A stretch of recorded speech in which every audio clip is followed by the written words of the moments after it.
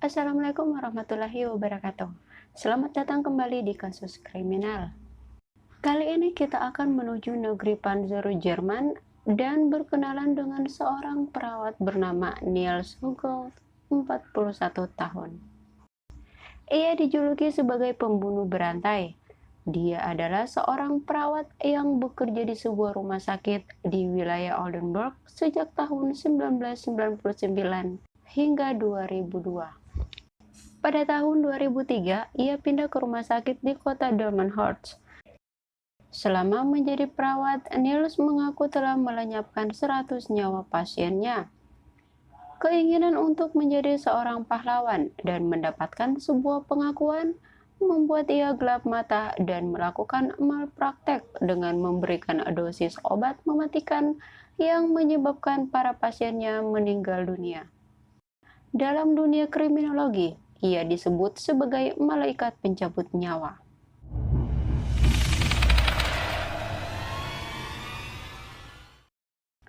Menjadi seorang perawat selama bertahun-tahun dengan tugas yang sama membuat Niels dihinggapi rasa jenuh. Ia ingin membuktikan pada rekan medisnya bahwa bukan hanya dokter saja yang bisa diandalkan.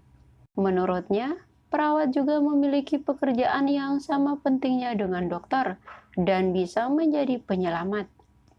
Untuk itulah, ia mulai memikirkan bagaimana cara untuk menjadi seorang pahlawan dan mendapatkan pengakuan dari rekan-rekan kerjanya.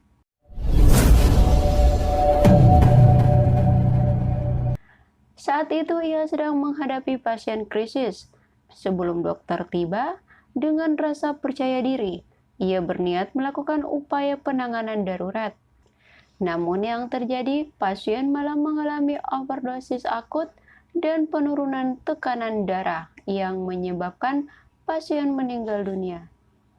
Status yang diharapkan sebagai seorang pahlawan berubah menjadi pembunuh berdarah dingin. Tanggal 22 Juni tahun 2005, seorang petugas memergokinya sedang menyuntikkan obat yang tidak diresepkan pada pasiennya. Tapi pihak rumah sakit tak langsung melaporkan hal itu pada polisi dan hanya memberikan peringatan saja.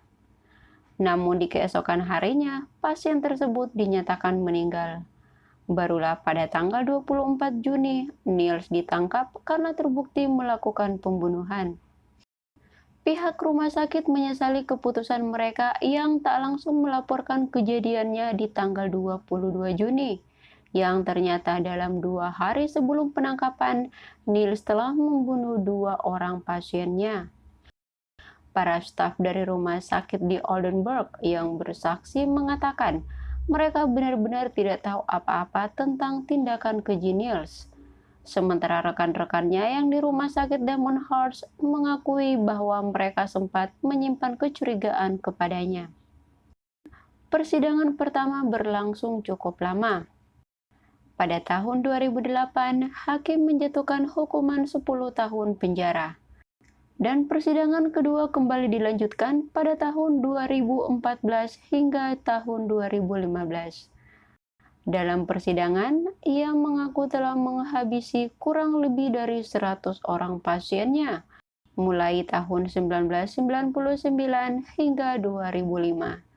36 pasien di Oldenburg dan 64 di Delmenhorst. Ia juga mengaku pada dokter psikiaternya telah membunuh 30 korban. Investigasi kemudian diperluas ke rumah sakit tempat ia bekerja sebelumnya, yaitu Oldenburg. Penyidik berhasil mengumpulkan bukti-bukti dengan melakukan otopsi terhadap jasad-jasad para korban yang pernah ditangani oleh Niels. Namun persidangan diperpanjang hingga tahun 2019 dikarenakan pihak berwenang akan melakukan tes toksikologi terhadap terdakwa. Selama bertahun-tahun itu juga, tim penyidik terus berupaya mengumpulkan bukti-bukti dengan menggali kembali jenazah para korban sebanyak 130 orang. Mereka menduga ia mungkin telah membunuh lebih dari jumlah yang telah ia sebutkan. Hanya saja mereka tak bisa mendapatkan buktinya karena sebagian mayat korban telah dikremasi. Dokter psikiater mengatakan Selama persidangan, Niels menderita narsistik yang parah, yaitu gangguan kepribadian di mana seseorang akan menganggap dirinya sangat penting dan harus dikagumi. Tanggal 6 Juni 2019, Niels terbukti melakukan pembunuhan terhadap 100 pasiennya dan dijatuhi hukuman seumur hidup setelah menjalani hukuman 10 tahun penjara pada persidangan pertama. Di hadapan para keluarga korban, ia berkata bahwa kejahatannya tersebut terjadi secara spontan. Ia meminta maaf dan pengampunan terhadap keluarga korban atas apa yang telah ia lakukan. Ia berharap korban akan menemukan kedamaian. Apakah seharusnya ia dihukum mati? Atau emang udah sepantasnya ia menerima hukuman seumur hidup karena penyakit yang dideritanya? Komen di bawah ya. Oke, sampai di sini dulu kasus hari ini. Jika suka dengan video ini, boleh minta like-nya ya. Sampai jumpa lagi di kasus-kasus berikutnya. Wassalamualaikum warahmatullahi wabarakatuh.